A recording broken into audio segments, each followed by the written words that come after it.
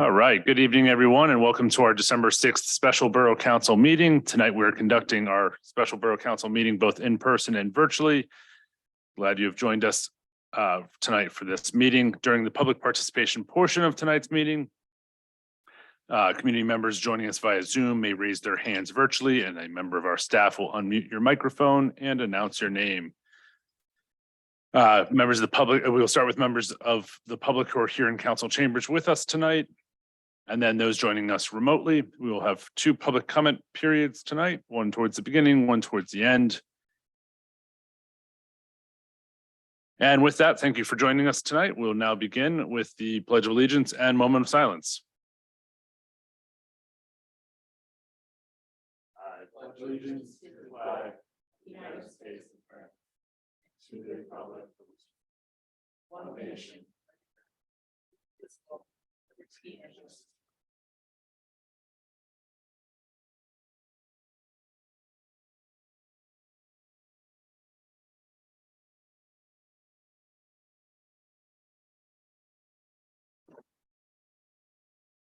Mr. Crack with the roll call.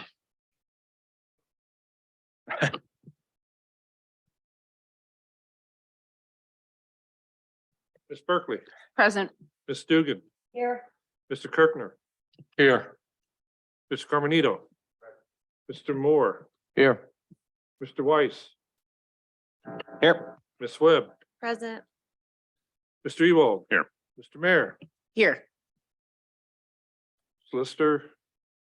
Assistant managers here. We have quorum. Very good. Thank you. With that, we'll open up the first round of public participation. Any members of the public joining us virtually, in person, otherwise? Okay. Anybody online, Jen? That isn't a consultant or staff?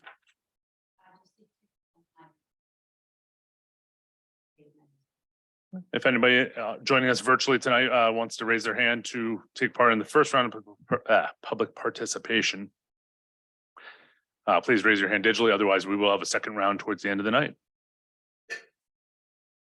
Seeing no action, we'll close the first round of public participation. I will jump back to anything from council participation or council updates. Anything from council? Great.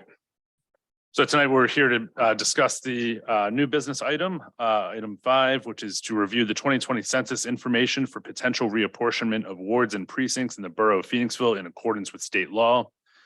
We have with us tonight several members of RVE, including our engineer and their cartographers, to walk us through some map options. In your packet tonight, there are 6 maps to review. We're having this special meeting. We do not need to take action tonight, but at the next meeting, next Tuesday, the 13th, we will be looking to choose one of the maps in terms of, or a combination if we need to make adjustments, but choosing a map next week to advertise and authorize for January 10th, 2023 adoption by ordinance. Yes. We do this in coordination with the census every 10 years to try to make sure that each ward is balanced within a certain percentage of error in terms of population count. With that, I think we probably have either our solicitor or our engineer. Well, Mr. President, I just wanted to add that this is a special council meeting that was advertised in the Pottstown Mercury this past Thursday, December 1st, 2022. Thank you. With that, I think we have some presentations, or are we jumping over to Owen? Sure. Let me just give a quick introduction. So thank you very much. Remington's been pleased to work with the borough here to update election mapping. As Council President mentioned, this is an update based on 2020 census information that came in. So I have my team here from Remington Vernick, Mr. Kevin Zielinski and Nick Phelan, who worked hard at kind of making sure that we're updating the map and doing it in the right way. So I'm going to hand this over to Kevin Zielinski, who's going to talk to you a little bit about what the updates are for requirements are for updating the map. And Nick Phelan will talk a little bit about the new mapping and the scenarios that we've got. So Kevin? Great. Thank you, Owen. Good evening, everyone, and thank you again for allowing us to give this presentation and assist Phoenixville Borough with their rewarding and redistricting needs for the borough. So just to give a quick background, and I'm going to hand it off to Nick Phelan, my cartographer, and let him drive. But every 10 years, they do the decennial census, where it's based purely on population, and any warded municipality where Phoenixville Borough is definitely consists of the north, the south, the west, I'm sorry, the north, the west, the east, and the middle wards. It needs to be as compact and contiguous and as close to an even balance as possible, based purely on population, as dictated under Title 53 and Title 11. With that census count, we found what was in compliance within being as close to an even match between any two wards. And by title, those boundaries need to be defined by a natural or man-made feature, such as a road, a waterway, a railroad, not an artificial boundary. Also, again, it needs to be as compact and contiguous. We don't want to disenfranchise neighborhoods or communities. We want to be cognizant of where the polling places are in relationship to, not to create any hardships on the voters and the residents of Phoenixville. And we want to be as close to one-to-one match as possible. However, the analogy I like to use is if you have 4 wards and you had 40,000 people living in your town, you could have 10,000, 10,000, 10,000, 10,000. That'd be a nice, even across the board spread of population. Of course, towns aren't shaped like cookie cutters, nice and neat. They have natural topography. So we try to be within 10% or less deviation between any 2 wards based on population. And again, holding out other criteria stipulated by the statute: compact and contiguous, natural and man-made features, so on and so forth. So what we did based on that information, which we were able to get from the federal census, we were able to complete the population totals for all the wards in Phoenixville. And then we came up with 6 scenarios that we did present to the borough. And I'm going to jump ahead a little bit. We did meet with the borough and go back and forth and gave them various scenarios, which the governing body indicated you have in your packets. We then contacted voter services of Chester County, and we were able to obtain the registered voters within each ward, because each ward has currently 3 voting precincts within each ward of Phoenixville Borough. And communicating with voter services at Chester County, we were able to obtain the number of registered voters within each voting precinct within each ward as it currently stands today.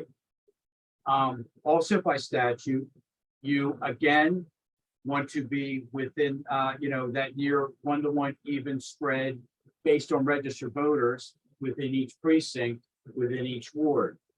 And where both statutes are the same is, just like a voting precinct, as is a ward boundary, it should be defined by a natural or man-made feature, be cognizant of the polling places, not disenfranchised neighborhoods or communities wherever possible. So tonight, and I'm going to let Nick Phelan, my associate, basically go through the various scenarios and the numbers. We're going to walk you through what we did as far as the population count and the rewarding of Phoenixville. And then conversely, from those scenarios, go through each of the voting precincts, again, based on registered voters. And you have to have a minimum of 300 per statute. And again, keeping that even spread of registered voters, just like population count between wards, registered voters within each voting precinct. We believe we were able to achieve a very clean and even spread of both population for wards and voters for, by precinct within Phoenixville Borough. And, we're going to show you, those various scenarios tonight. So with that, unless anybody has any questions, I'm going to I'm going to let Nick drive and show you the various ward maps and also the various precinct maps within those wards. And we do have a recommendation based on all of that analysis that we can offer tonight to the borough. Kevin, I'm just gonna add one thing to that summary, and it's something that in our staff meetings that we went over. And just for the public that's watching so that they understand what we're doing. As we're looking to make sure that each of the wards are balanced, we cannot just draw lines wherever we want to. We have to follow natural features, man-made features, that type of thing. So we have to follow streams and valleys and roads. And that's one of the difficulties that RVE was tasked with doing, to balance these wards while following these features. Yes, sir. And if I could just, you just reminded me of another point I would like to make. When we utilize the census data, it is based on what they call census tracts and census groups and blocks.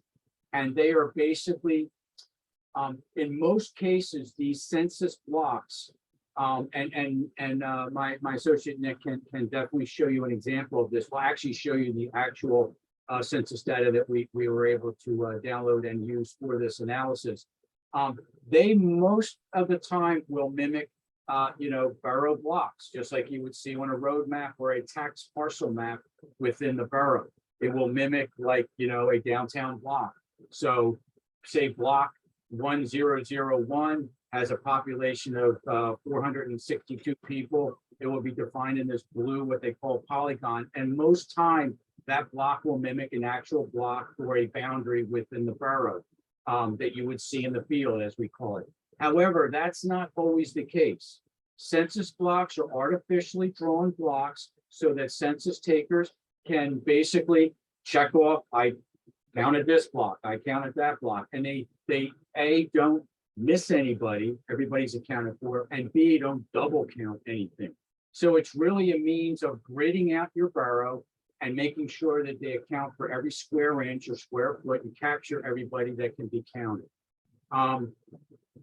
That being said, these census blocks, you can refer to them, but they're not to be used to define these precincts or ward boundaries, because they don't always follow a stream or a river or a railroad or a roadway.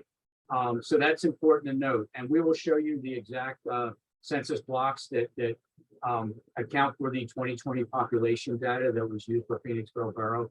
And you'll see in most cases, it does follow a natural or man-made feature, but not every case. So anybody that says, oh, yay, let's just click census block 1002, it has 50 people, we're done. No, because it's an artificial block that you cannot see in the field. So these boundaries need to be identifiable by statute to something you can see in the field, like a roadway or a wall. So I just wanted to make that point for the public. All right, so will I be able to share my screen? Can I share my screen with Yes, you can. Awesome. That'll just make explaining this stuff much easier. All right, can everybody see? Yes. Okay, so this is using the census data from census.gov. This is the current, as the wards and precincts stand today. This is how Phoenixville Borough is mapped out. And using that 10% high-low for the ward populations, you can see that you're looking for an average of 4,651, given that there's 18,602 people that live in Phoenixville Borough. The East Ward and the West Ward are lower than that, are much lower than that, A, the average, and B, the low of that 10% from the average. And then the middle and the north are rather high and So that's where we started with analyzing the data and trying to figure out where we could move the ward lines so that the So- population would be more evenly spread across all 4 wards. So Nick, before you continue, just if you could zoom back in on that chart, so just for the benefit of. So based on the 2020 census, there are documented 18,602 folks, and that's from the newborns to your oldest senior citizen within the borough. There's 18,602 people as of the 2020 certified census. We then calculated based on that data, and I'll have Nick show you that in a second. East Ward, Middle Ward, North and West Ward, you can see that breakdown. So if we take that population, divide it by 4, we get the average of 4651 based on population now of the optimal number, that even balance between any one ward of the 4. We then use a 10% or less average because, again, as I said before,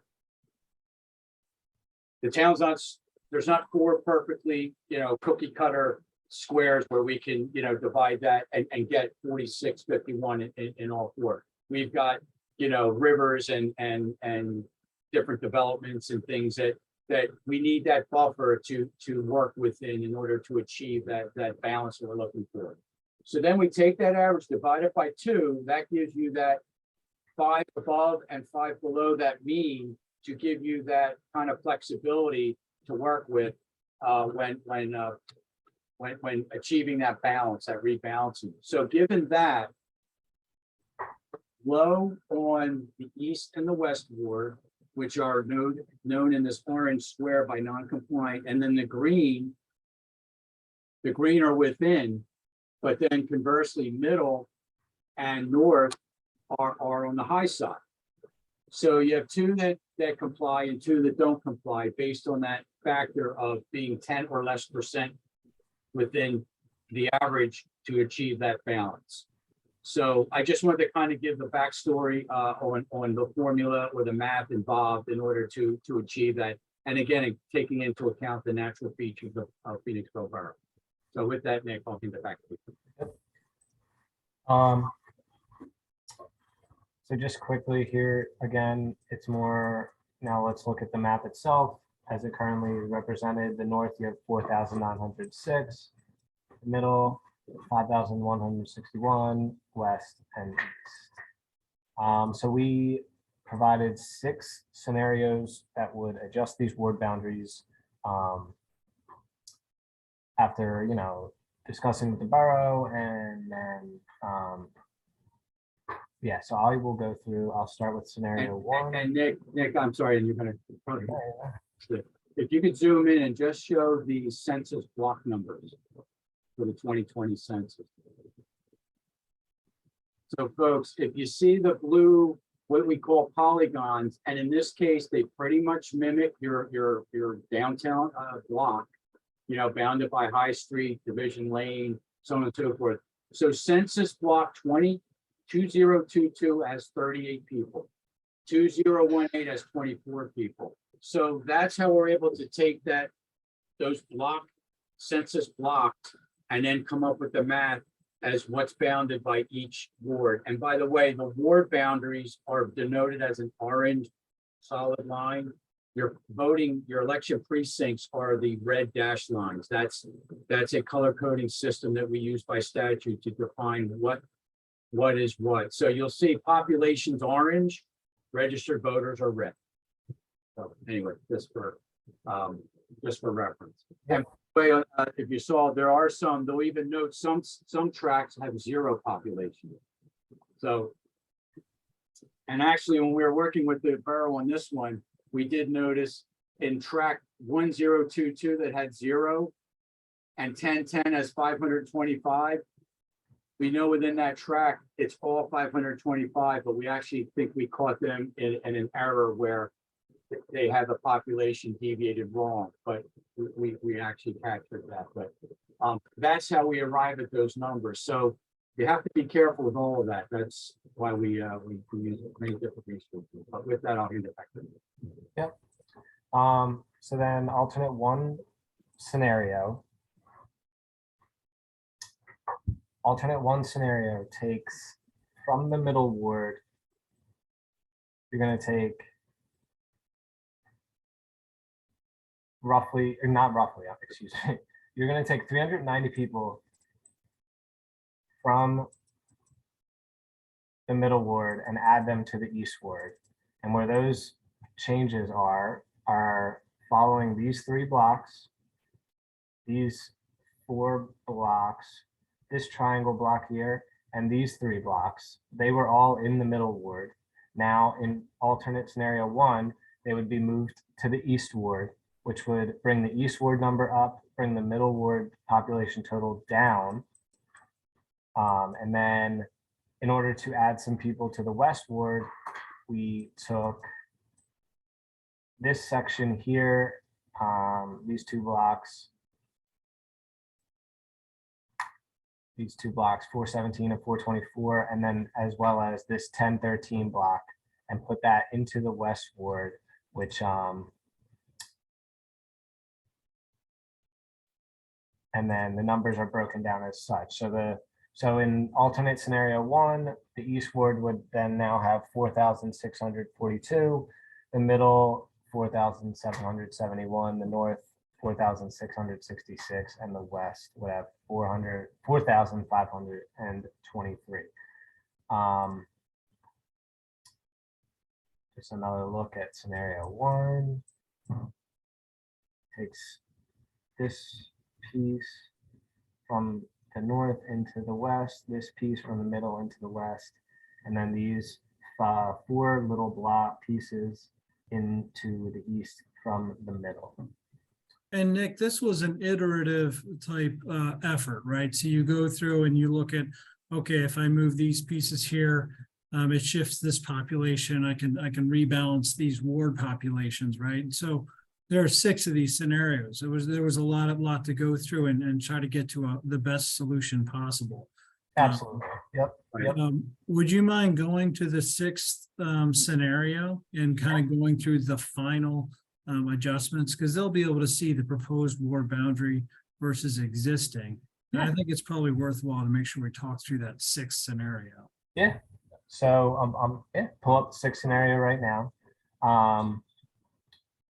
Definitely a lot of, Which I believe, Nick, this is the one in Owen. This is the one that the borough was most favorable. yeah, so there's a That's lot of, correct. We were working together with borough staff to make sure that we were addressing, just kind of everything that's actually going on in the borough. So some of the things that don't show up on a map, and we'll talk about it. Kevin, you were talking about a boundary that doesn't necessarily fall, around a block. And that was the case here. So, that helps because we're talking with the borough staff. Correct. And also this one minimize. The other thing we want to try to do is minimize the impact on the voters of the borough. And again, keeping to, not disenfranchising and keeping compact and contiguous. This one seemed to check most of all the boxes in that regard. all right, so we're gonna take, in alternate scenario 6, we're taking these several blocks from the north ward, which equals 688 people, and from the middle ward, we're adding them to the north ward. Where that change occurs is right in these 1, 2, 3, 4, 5, 6, 7, 8 blocks, where the ward boundary used to come up, follow this road here, and shoot down. It now follows along the river, which, Falls along French Creek. yeah, which, as discussed, is definitely a key man-made feature. And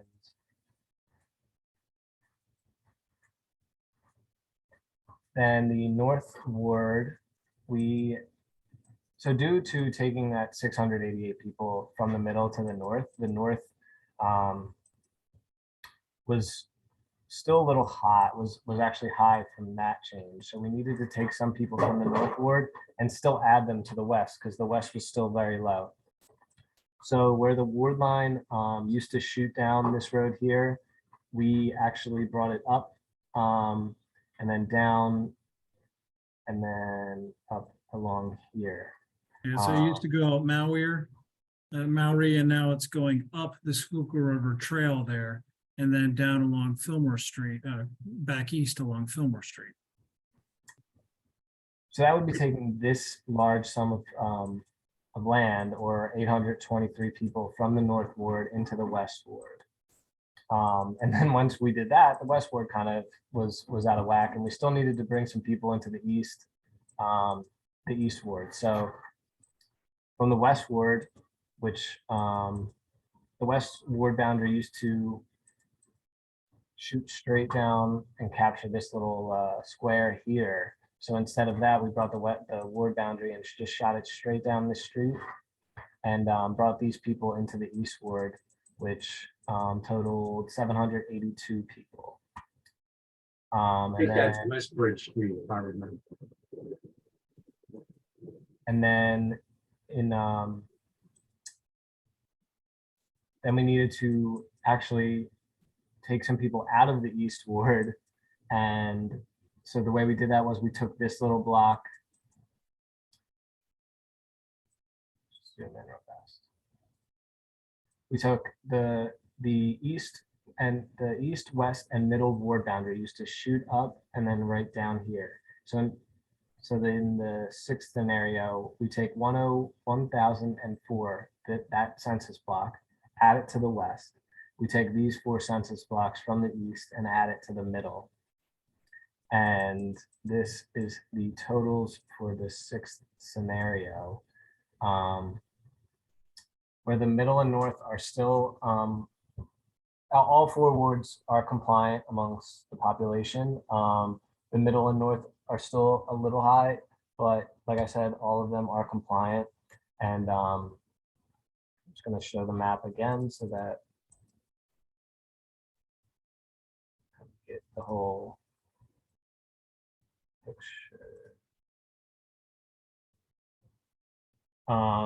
Yeah, so that's alternate 6.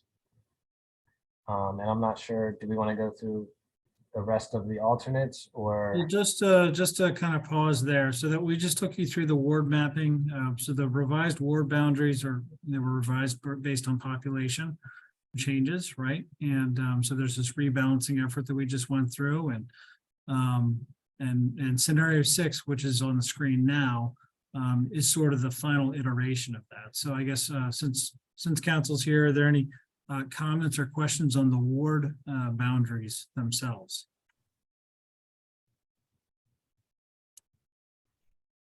Council, questions for our cartographers and an engineer? Yeah, I think it's more of a question in progress.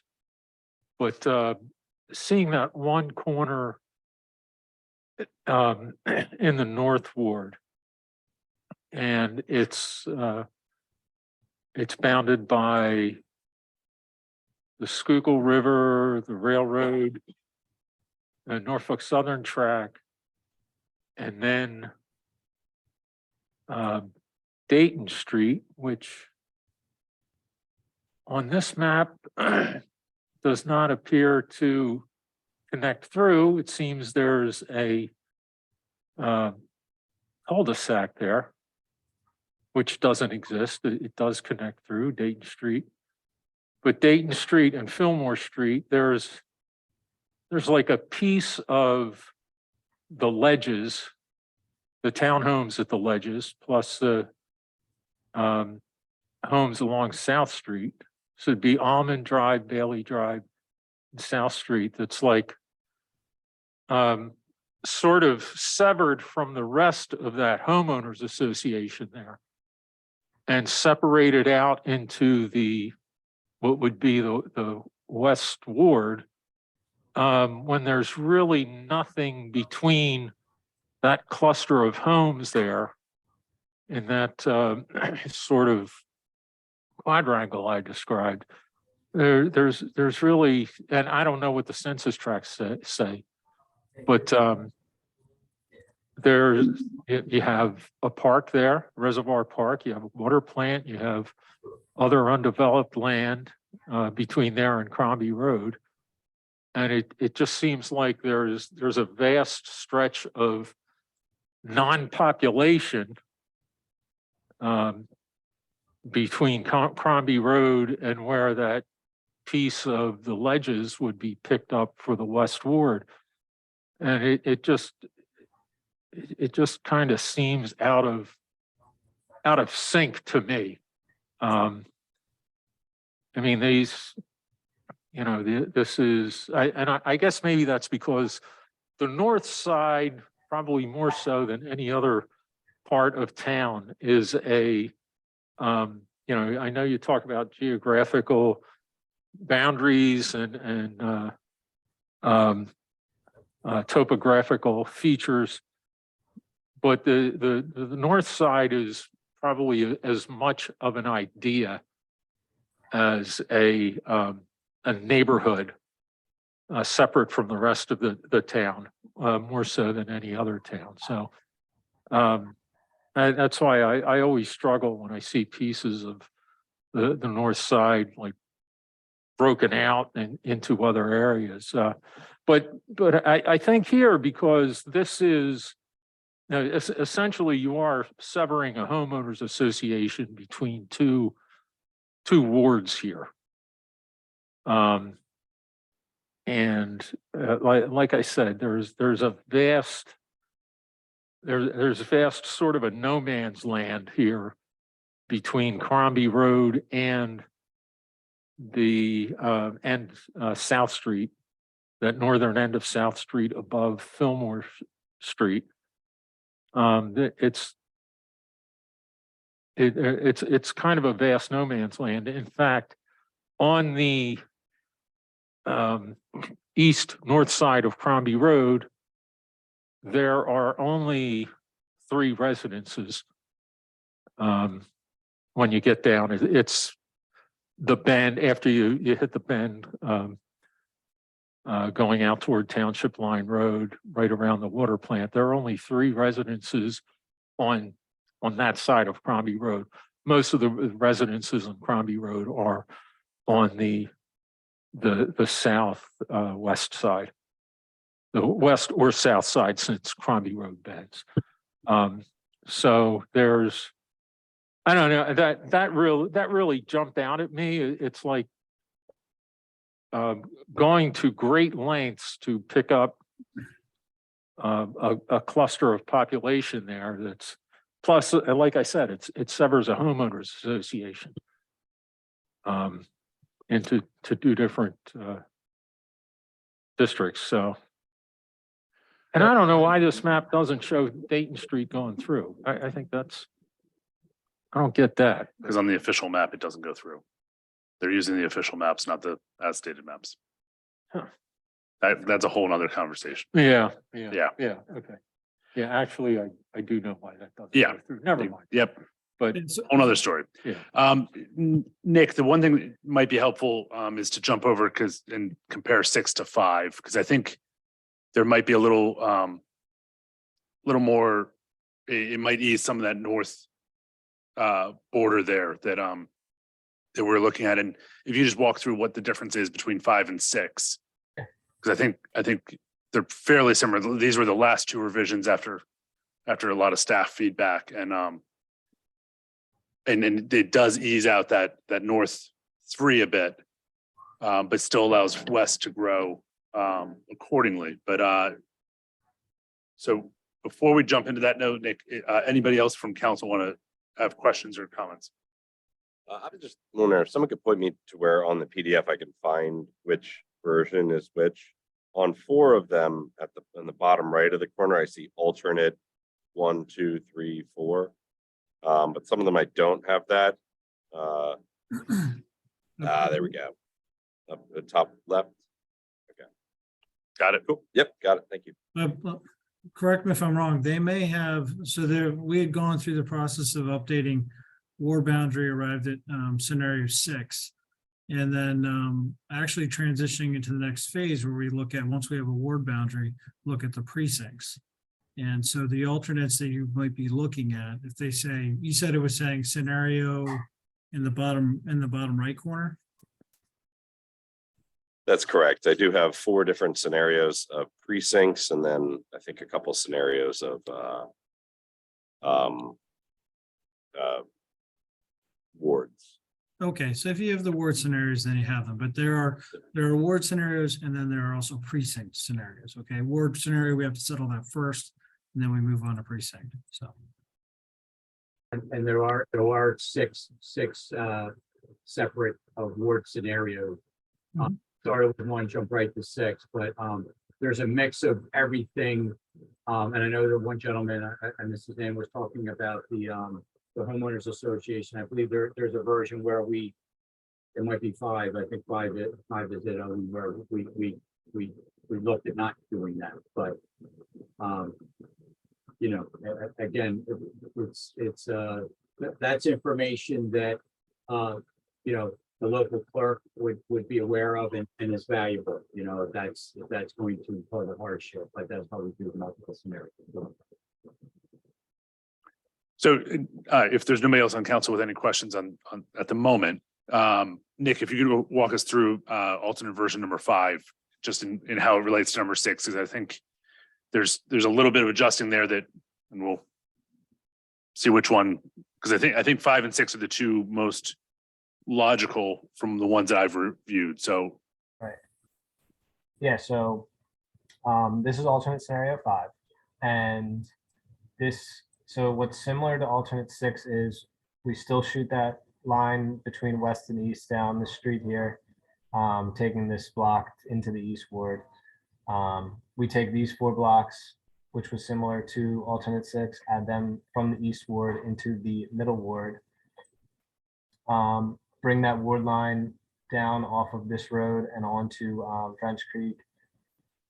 And then the main difference is, instead of bringing that ward boundary all the way back up here, we only shoot it up down through here as requested. And so that brought 644 people from the north into the west. Now, with these changes being made, looking at the ward population totals, so in the east, you would have 4,693, which would be compliant within that, that percentage. 4,814, again, compliant. But then the north and the west, the north would still be high, and then the west would still be low by about 250 people, 260 people. So that's why we then went with alternate 6, where we took this piece from the 3rd precinct, adding in 29, 59, 57, and 34 people, and bringing that bringing this piece into the west ward. That was the difference between alternate 5 and alternate 6. That makes alternate 6 compliant and alternate 5 non-compliant. And I think it was a good point about, you know, just noticing that run up South Street, there is an HOA there on both sides of that line, right? But one of the things that was part of the discussion around that is it is actually an existing ward boundary. So as you heard Kevin mention, there are a lot of things that we're trying to balance as we go through this. And so there's some competing things, right? So there's balancing these populations. And also part of it is, one of the things that we try to do is sort of keep the ward boundaries where they are now, if we can. Owen, that's not a ward boundary. I think that's a precinct boundary. Oh, my Precinct boundary. mistake there. Yeah, it's a precinct boundary. Yeah, it's not a ward boundary. Yeah, the ward boundary was previously, it currently, I shouldn't say previously, it currently resides right here. Mr. Could I just get a clarification? So looking at alternate 6, I'm a little, the numbers that are in parentheses, like West 3. What, there's a series of floating 543, 865, 90, 91, and then there's 1408 total in parentheses under the number numeral 3. Can you just reorient me as to what those numbers are showing? So wait, which map are you looking at? So looking at alternate 6 in the West Ward, in the light green, so I guess that's West 3. Might be using the wrong color name. The numbers that are in parentheses, there's smaller numbers and then there's like a 1,000 something number total. So you're looking at you're looking at the, if On the map. alternate 6 was approved and adopted, Right. this is how the precincts would reside now. And in the red parentheses, that is the registered voter count in this area, following the orange line and then the red line, there is 543 voters, 543 registered voters in this area, 865 voters in this piece of precinct 3, and then there's your total number of registered voters in precinct 3 as it resides currently. Okay. So remember, just for clarification, the orange numbers and orange lines are wards, which are population. The red is what you're seeing, the impact of the rewarding based on population, of which some of that population are registered voters. Then we turn to, you're jumping ahead a little bit to this map where the byproduct of that rewarding, this is what your precincts now will look like. So old North 3, which is 1408 registered voters, if this scenario 6 for wards would be adopted, the green area that's left over out of the 1403, 543 registered voters now would be in West. The remaining 865 would remain in the north of Old 3. So this is just showing you the breakdown of registered voters in a graphical format of what scenario 6 rewarding would look like to the registered voters. To the registered voter count, we should say, in Phoenix. I know, folks, there's a lot of moving parts here. We're trying to make it as clear as possible for everybody to follow, and just as to what I wanted to said earlier, like, yeah, there are a lot of moving parts that we need to be cognizant of and make sure that all the statutory boxes are checked as complete as possible.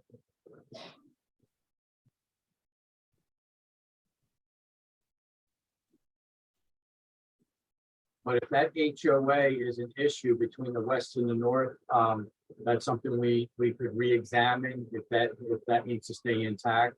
Because like Owen had said, there is an existing precinct line there, or I should say one of the members of the governing body. There is an existing precinct line there, but not a ward line. So you would be splitting that HOA between west and north if this were to go forward.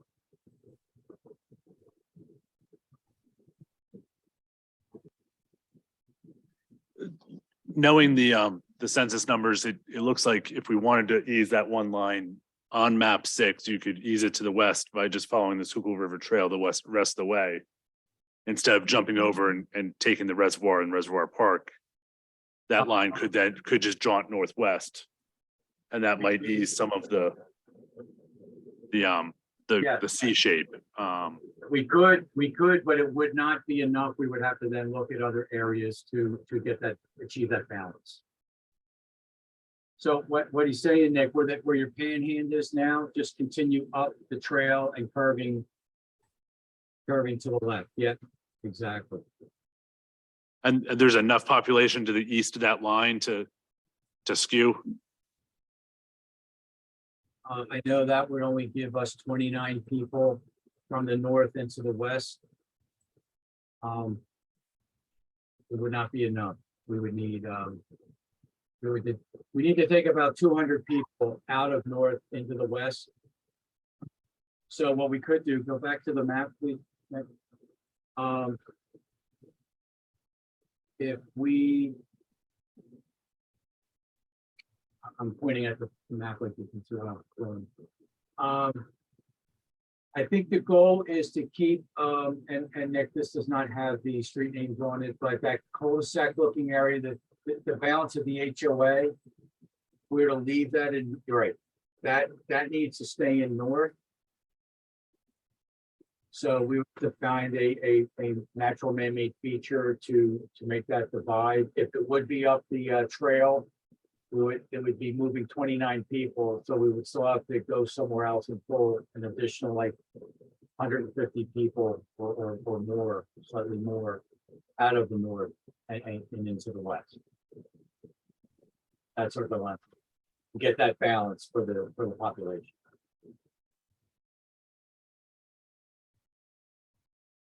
How about the, what are the census tracts in Fillmore Village, which is just below the number 3 there, just south of that?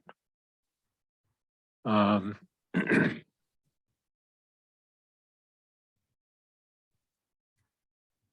again, that's another HOA there. Those, it looks like there are 3 census tracts there that are in the one HOA, so. There's actually 4, but census tract 4003 has 0 population. If I see, Right. and sir, if you're talking about 4003, 4002, 4011, and it looks like 4007. If that is an HOA that's intact, that could be moved potentially in its entirety from north into west. And that probably we could look at the demographics of that may achieve the balancing goal that we need to. Yeah, we would definitely have to look into this because it looks like there's some houses that I don't know if they are part of the HOA, but they would be on this.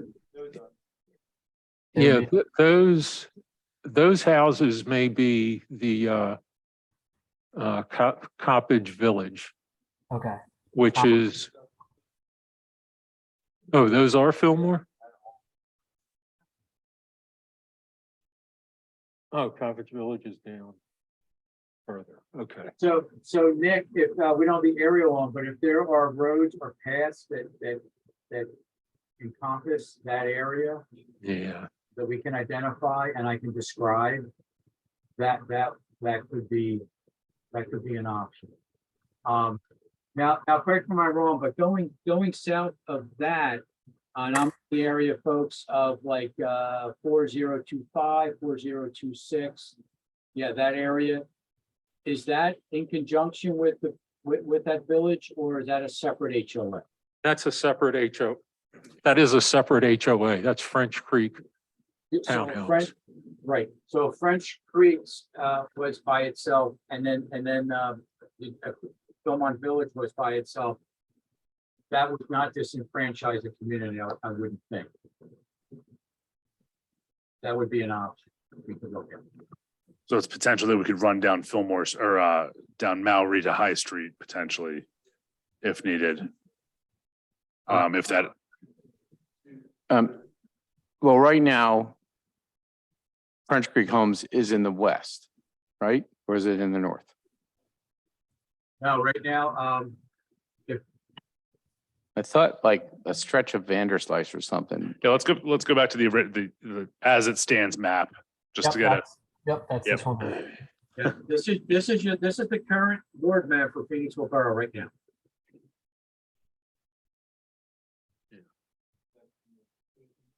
No, it is. Okay.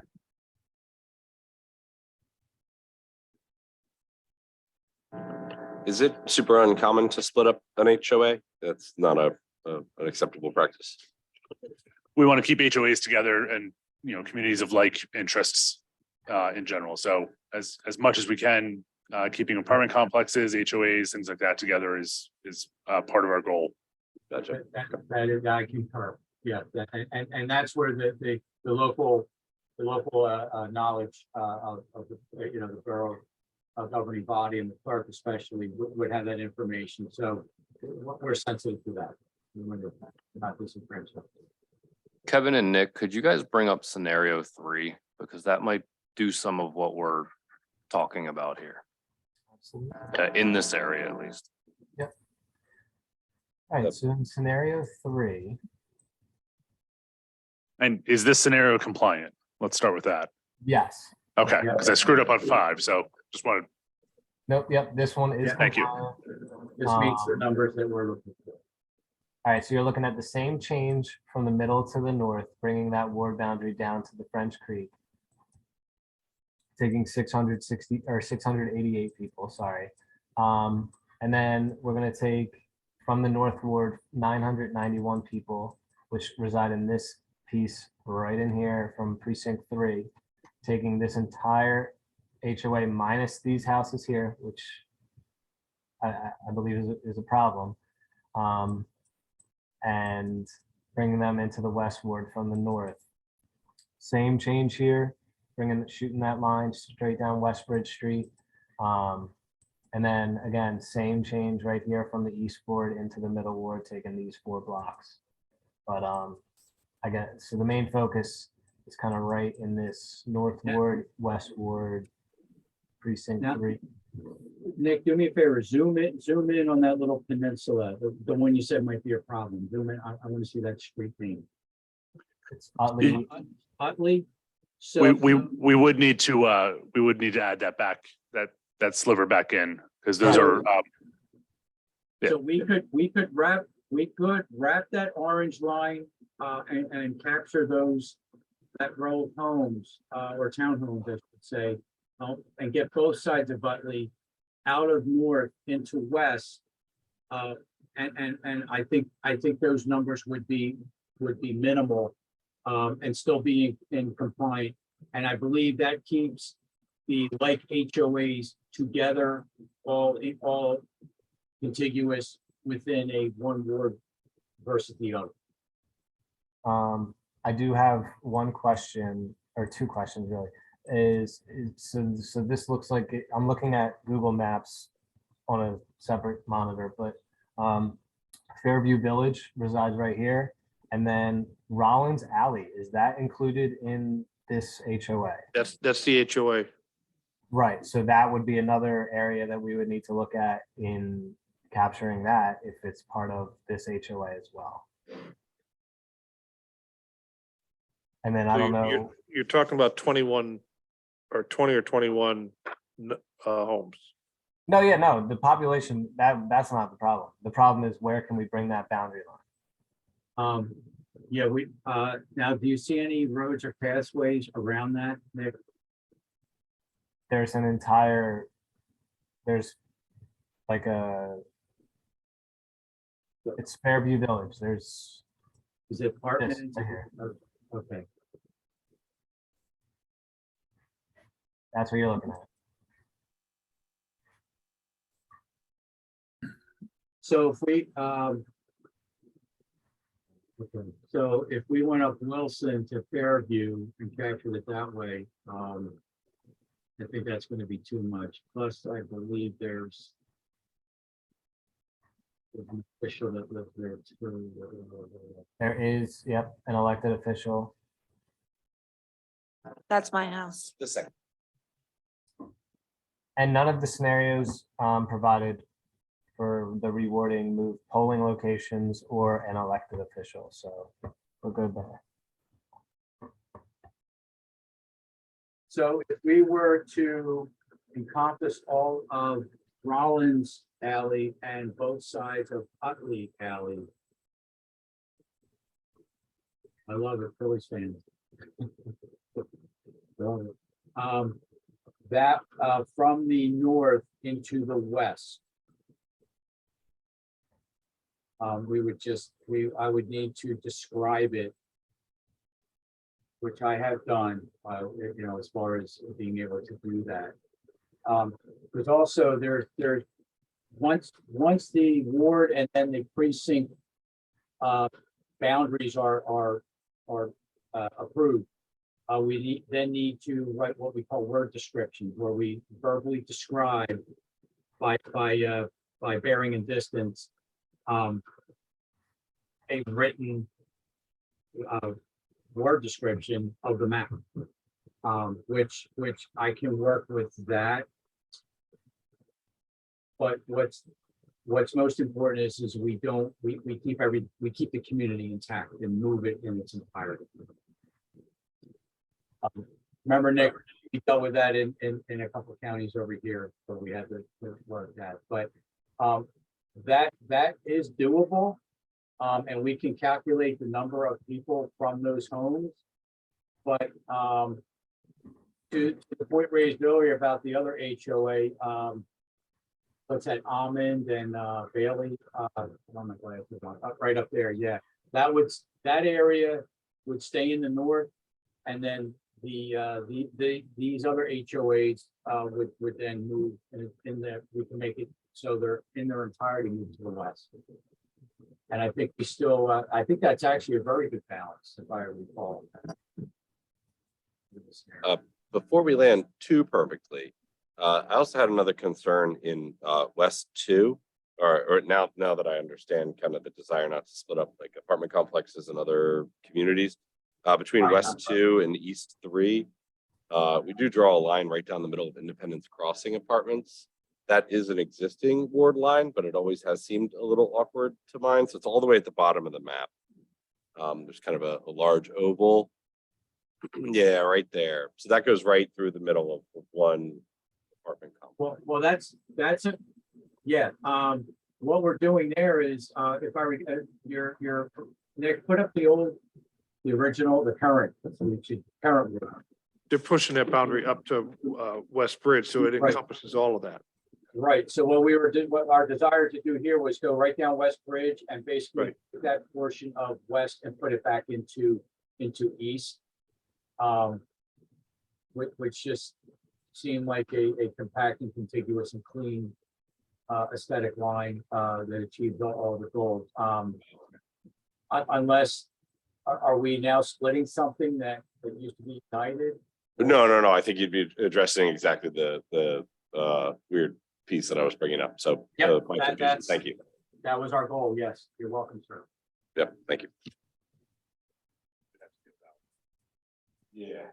So Nick or Kevin, in your legal description is where you'll be able to up there on back onto the north, you would be able to you're following the roads normally, but as you get to Rollins, you divert then to the property line between the Persimmon Lane area and come back and follow the property line back into Utley, so that it more or less follows property lines there, and then it comes back to regular natural features such as roads and what have you. So you have a Right. small legal description that converts to property boundaries versus roads. Exactly. In the rare case where, and again, getting back to the original, when I kind of gave the preface to the meeting, was in a perfect world, we know we don't live there.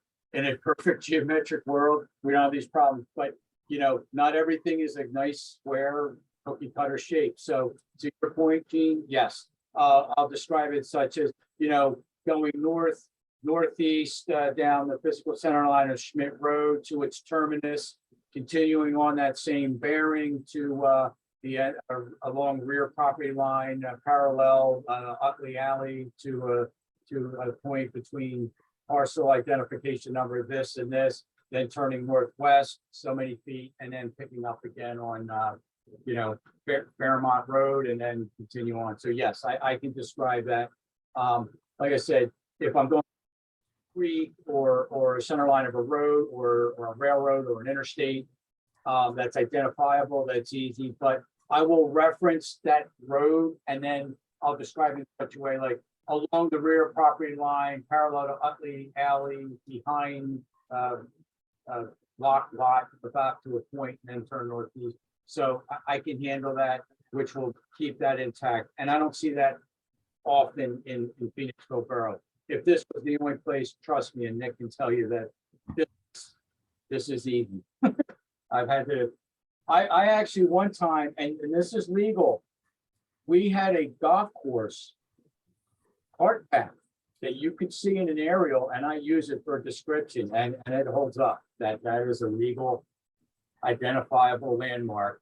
And it split 2 precincts in a ward with the golf path. And yes, we can use it. So that's why you heard me ask Nick, is there a path? Is there a sidewalk? Is there something like that? So I can make that work, and that's doable in this area. Especially, this is a clean map. It keeps the HOAs intact.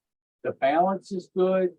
You want to get a map, folks, that checks a lot of the boxes. And to the other gentleman's point, down on West Bridge Street, we're actually correcting probably an older problem and putting it back to where it belongs. So that's kind of like the canvas you get to repaint right now. But again, you have all these criteria that you have to meet as best as you can. And if we check most of the boxes, that's a good thing. So can we zoom back out? So staying on this map, because I think we're doing a good deep dive on this version right now.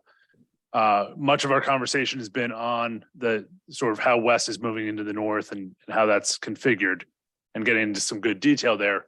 Is there any questions from council or any thoughts on looking at the rest of the wards? Are we fairly comfortable with how the adjustments have been made and proposed on this map for the other wards? Because if we're down to just one little borderline here, it's a good night. So does Middle Ward, does East Ward look good to the rest of council at the moment in terms of contiguous following lines?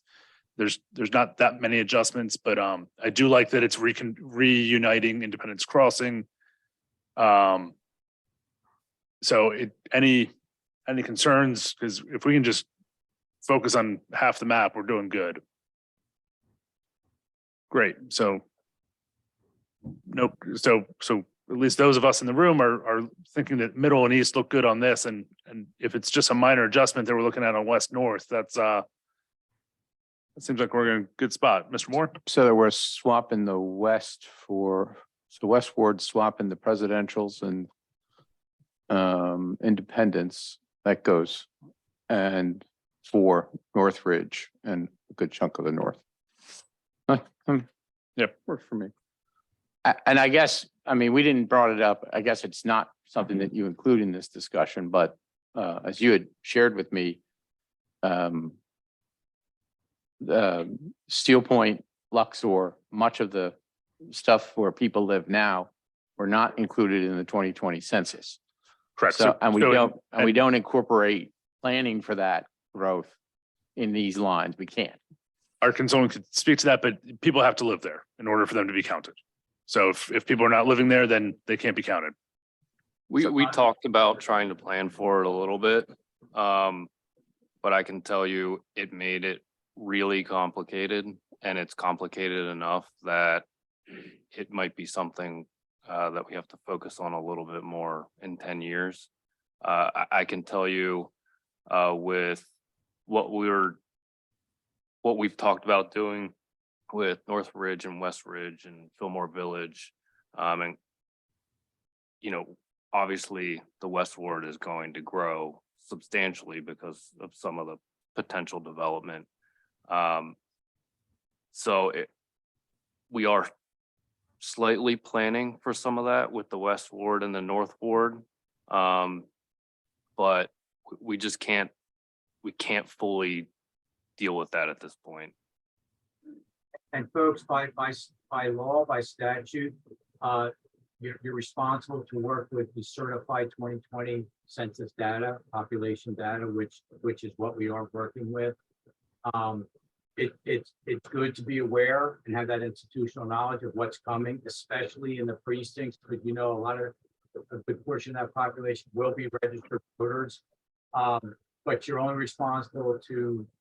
It's good to be aware. So in 2030, we get to do it all over again. But as far as 2020, you're only responsible to work with the numbers in front of you.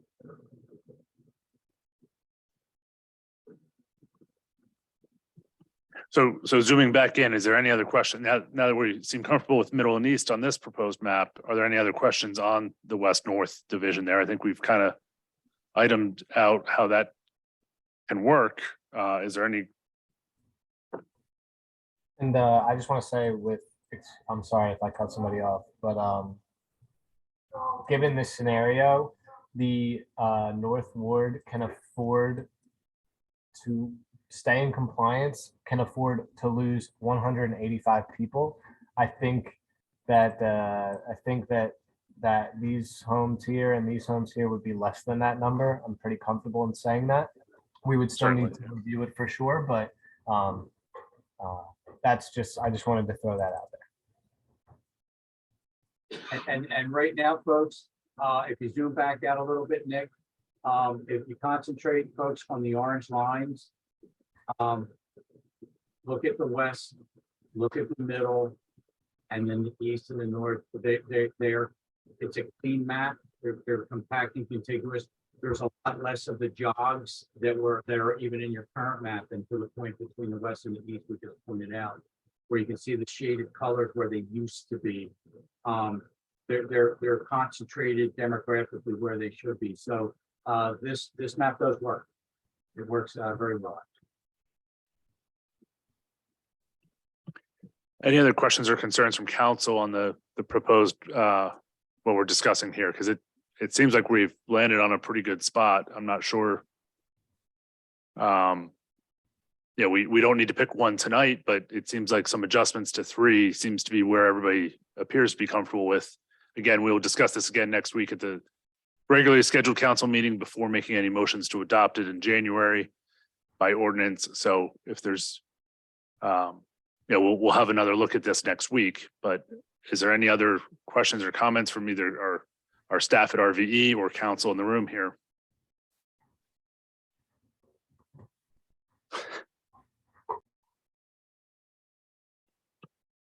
Not at all. Like, I think, again, there's a few adjustments, but just for point of order. So next week, we would vote to schedule and advertise based on the map that we feel is most appropriate. And then by ordinance, it would get adopted in January. Yes. Okay. Correct. So Just for the public, so they understand. So we will, for your purposes, in your packet, you'll have a draft of the proposed ordinance. We'll have, if this is the map, this map, and we'll have the legal descriptions as we discussed tonight that work with that. If you were to schedule and advertise it, we would, that's typically towards the end, towards the end of December and then early in January. And then your meeting is on the 10th of January. And then once it's adopted, then we send it to the voter services for inclusion prior to the taking of papers in February for the primary later in 2023. And we'll make those adjustments per the conversation tonight. We'll clean that area up, Nick and I, and have a clean draft based on your direction. So now that we've had a chance to look at the overall, broad orange, the ward lines, are there any concerns on the general precinct lines, or are we fairly comfortable with the shaping of our precincts? Any? Well, we can, if you want, we can, and we have multiple scenarios there, but I don't know what kind of time the borough has, but we can jump to the one that and how it breaks down, the current one, and then show you again basically the same directive for wards applies to precincts, with the exception of we're basing on registered voters, not total population. You need to be balanced. You need to have a minimum of 300. We have a really good balance. But, I'm sorry, we can't hear our consultants. If you guys could, I'm sorry. Oh. No, sorry. No, Nick, you're fine. We need to hear from the room. Sorry. Nick, go on. Just going to say, the difference between the precincts and the wards is the criteria is the same, with the exception of we're basing the precincts on registered voters, not total population. Those are the red numbers. So with that, why don't we jump in and Nick, why don't you show them what the current precincts look like against the, I guess it was, I don't know if you have one for scenario alternate 3 of the wards. If you want to just jump into that and see how that breaks down. Yeah, so we only developed 2 scenarios off of the alternate 6 wards. So we don't have anything that would show how the precincts would line up, voter counts, the splits in between these changes. With given this scenario. Is the only difference between 3 and 6 north and west that we just talked about? Right, which is the big, yeah. Okay, so why don't you, jump into those and when we can show the governing body what that breakdown looks like.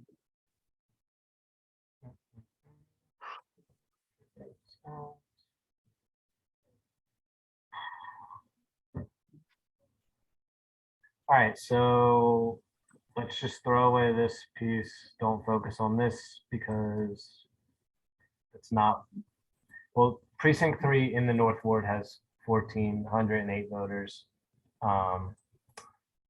The change for the North and Middle Ward would split precinct 1 up from the Middle Ward, would bring in 567 registered voters and leave 1,005 registered voters.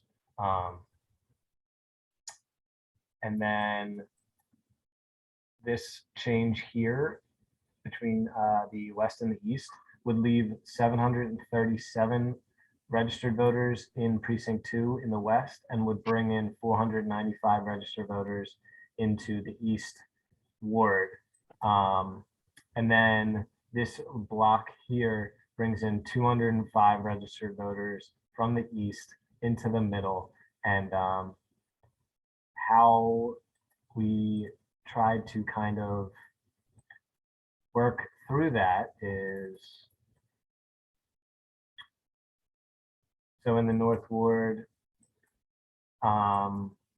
we just brought in those voters. We consolidated the remainder of North 1, I'm sorry, of Middle, I guess it was Middle 2, and we consolidated, I'm sorry, Middle 1, and we consolidated that remaining voters into new North 2. And again, following the same criteria, folks, minimizing impact, keeping those lines, perfect. That's perfect, Nick. Keeping those lines the same as we can. So there was, So with that, I'll hand it back to you. there was some changes because we brought in this large, 567 registered voters. We were looking to just consolidate them into precinct 2, but then given the remaining piece of precinct 3, see, this is where it gets difficult because that's not what the number would be if we don't do this scenario for the wards. So that would impact the changes that the other precincts would have. I think that gives us a pretty good, I mean, that's close enough to imagine, I think, for Right. everyone here. So, Yeah. And then, And again, those look contiguous and pretty normal shapes yep, and pretty easy to describe. even spread across the 3 precincts. And then this little 205 got consolidated into the 2nd precinct. And that is how the spread is amongst those 3 in alternate 1. Nick, if I could jump in here, just to explain to everybody, basically what we've tried to do when we were looking at the precinct lines was follow the law. The wards have to be divided up based on population.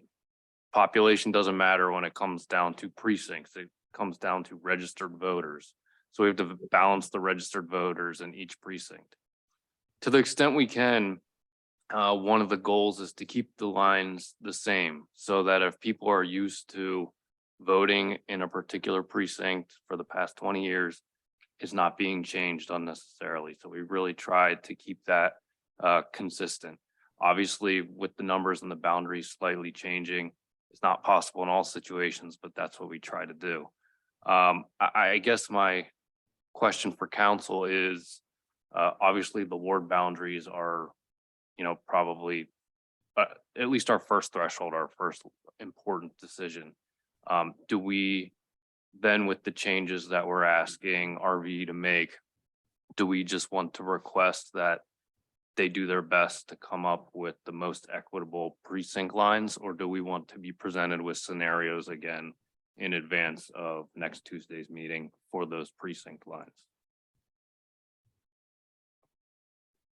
I think as long as we can do the least change that's most equitable to achieve our goal, I have faith that, if there's any big questions, I'm certain that we can ask them at that time, but I think to keep it simple.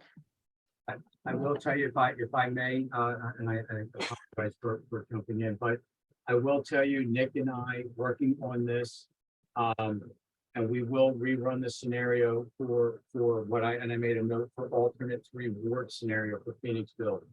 I will tell you, I'm working with the borough. There are, even with the new layout of the 4 wards, we kept 3 precincts per ward. And we kept pretty much all the old lines that used to divide the precincts were kept wherever possible, in whole or part. Whether we absorb something coming in because we realign the wards or part of the old lines were kept intact, keeping the 3 precincts per ward, keeping the polling places and being cognizant of where elected officials reside to lessen that impact. But more importantly, I will tell you, one of the scenarios we did run for precincts, and I believe it was for alternate 6, because I'll be honest with you, we were concentrating on that. We averaged about between 900 and 1,000 registered voters per precinct within each ward. So we really had a nice balance going there, and there's a chart on each one of these that does speak to that. But yeah, so if you look at that, it's a nice even. Maybe North 1 is probably your highest, and then East 1 is probably, middle 3 is your lowest.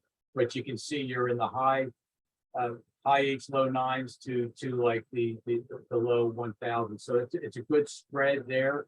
And that's again, three precincts per ward configuration. Polling places the same. Natural man-made boundary, all of that. So we attempted to lessen the impact and check all the boxes we could. But I will tell you, we would like the opportunity to lay out this on the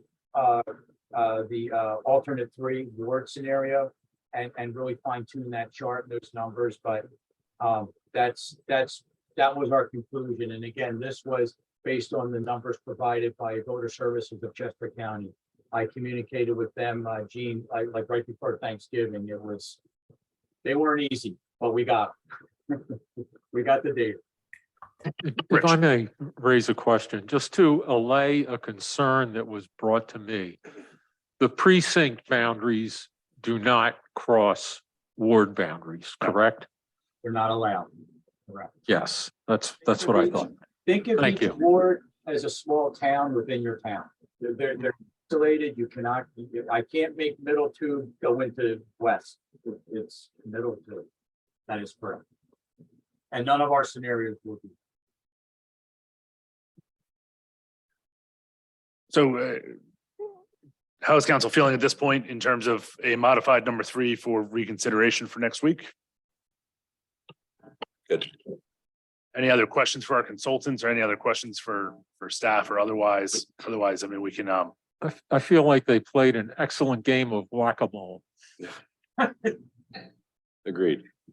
Yeah, I just did have a question.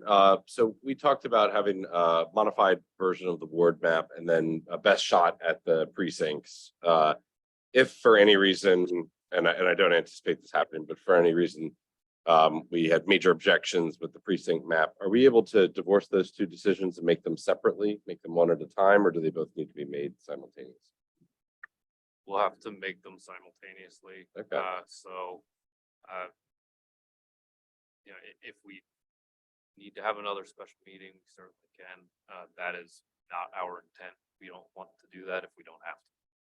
Sounds good. Just wanted to understand we're good. I will tell you, sir, you need to ratify the words first, I mean, it is definitely a step one, step two, which can be. So in other words, if you guys liked scenario 3 wards, let's say it met all the no modification needed, and then we had a scenario prepared for the precincts, you could do, yeah, I like the word, let's vote, adopt that, and then move right into the precinct, but you can't do it the other way around. So it is a 2-step process, but the orange lines need to be ratified first, and then the red lines can follow right behind it. That makes sense. Thank you. Appreciate it. Just to be clear, it is a 2-step process, but we have to pass a single ordinance. But at the same time, Correct. effectively. Yep, gotcha. I'll just make the observation that, and this may be something we're going to have to engage Chester County Voter Services on. West 2 now contains 2 traditional polling places, West End Fire Company and Episcopal House. So West 1, which now stretches across Maury and all the way up down to Fillmore, which I think is fine.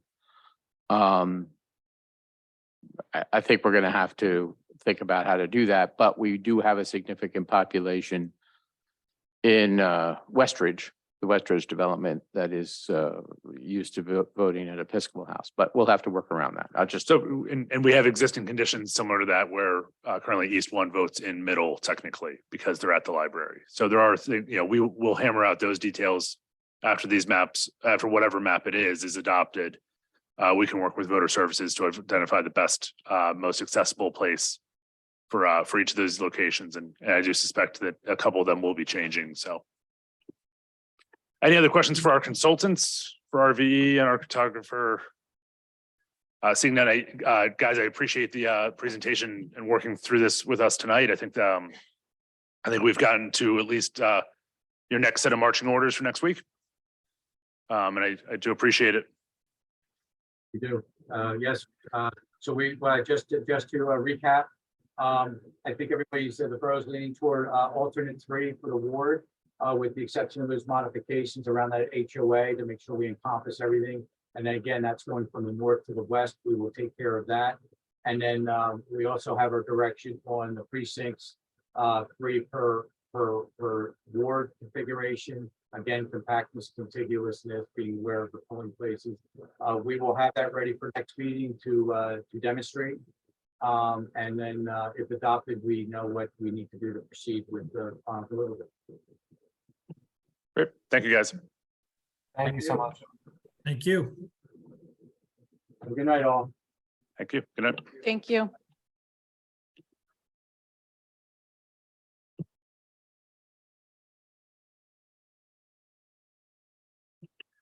With that, there's no other item on tonight's agenda for council consideration. We will open up the second and final round of public participation.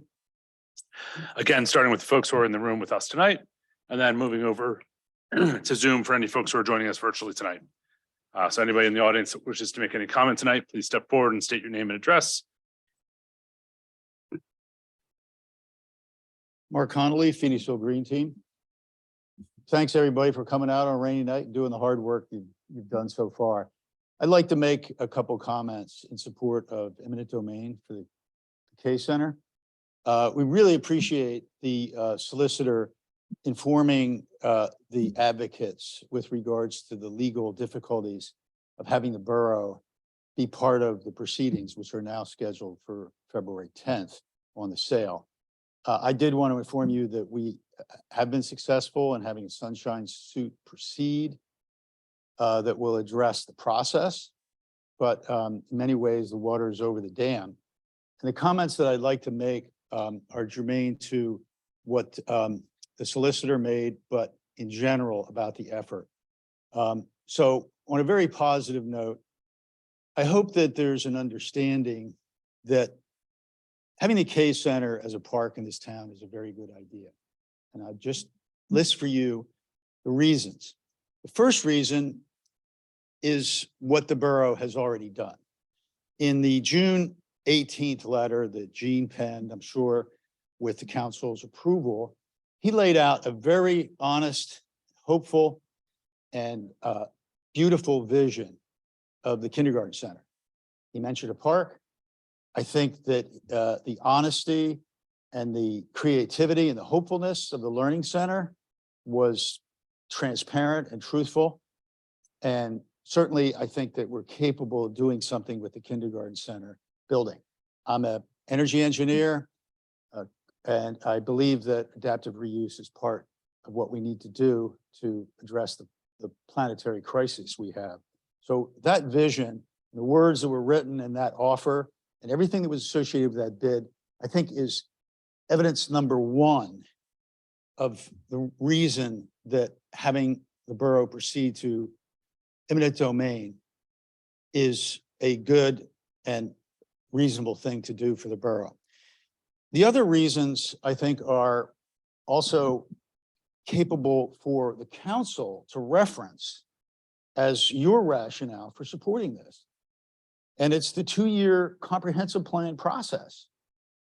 I applaud everything in the study, and in particular, what was in the study was that the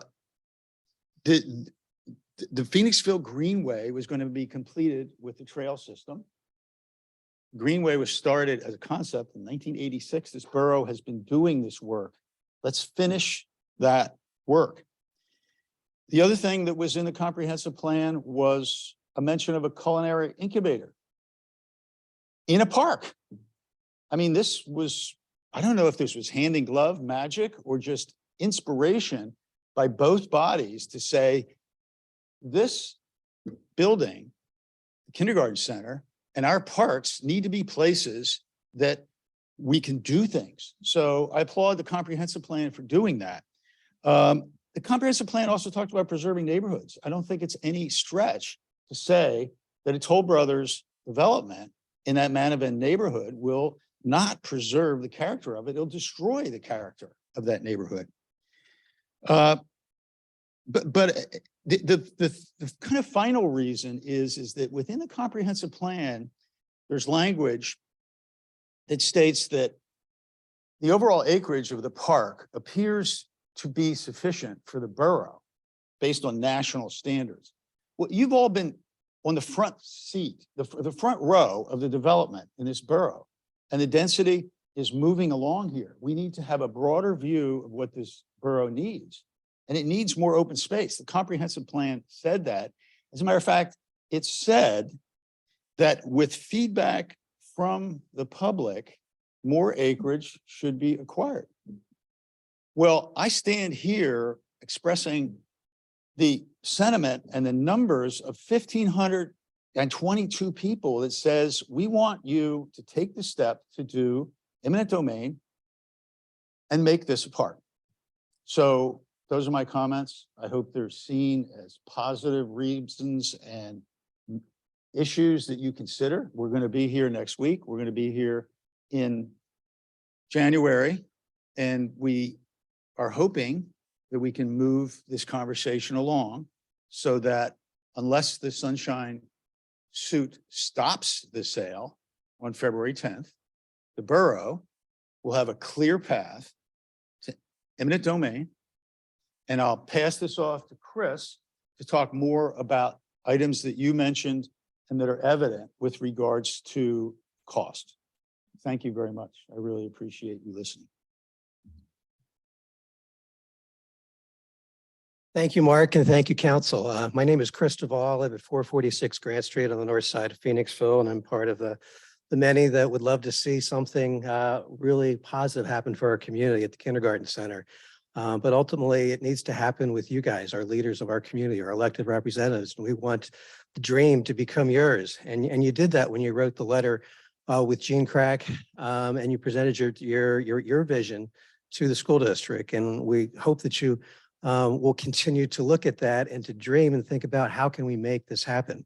Scott, thank you very much for the comments that you made. We've transcribed them, and I would encourage you to get them on your website so the community can see at least where your solicitor is telling you where things stand. But there's a couple issues that I want to take point with regards to what Scott said. He says the price of the project is too high because it's $4.6 million.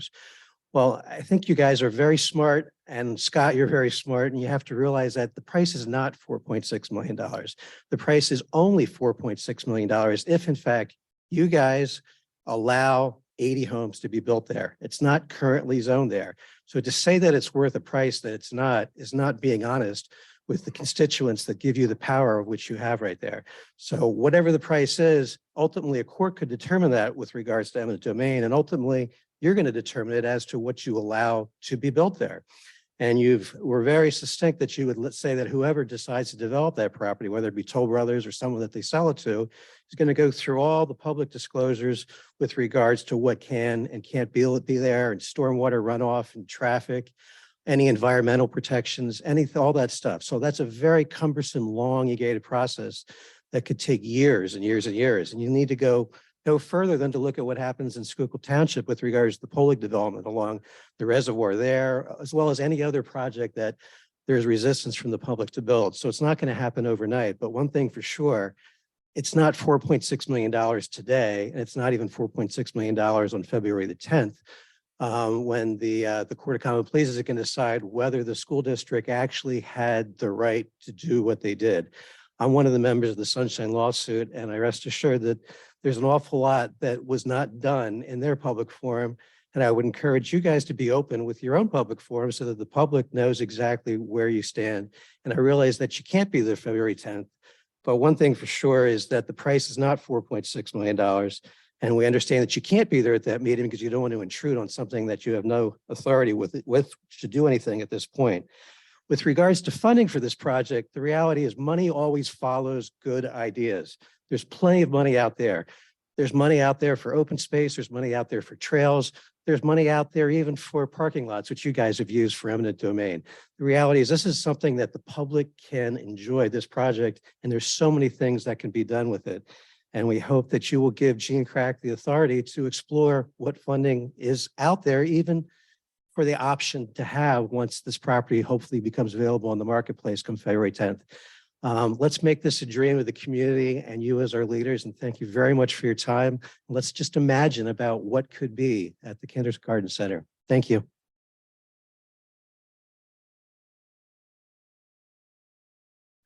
Any members of our public who are joining us via Zoom, if you'd like to make any comments, please raise your hand digitally. We will elevate you on the Zoom platform. Okay. With that, if there's just no other public comment, we'll close this round of public comment. Ms. Berkeley. Yes, I'd like to make a motion to adjourn to executive session. Second. Motion by Ms. Berkeley, second by Mr. Before we adjourn, we need to announce that we are going into Yes. executive session to discuss matters of litigation and real estate. Motion by Ms. Berkeley, second by Mr. Weiss. Questions on the motion? Seeing none, all those in favor? Opposed? Motion carries 7-0 with Ms. Dugan absent. We will not be returning for any votes. So we will see you next week at our regularly scheduled December 13th Borough Council meeting. Thank you.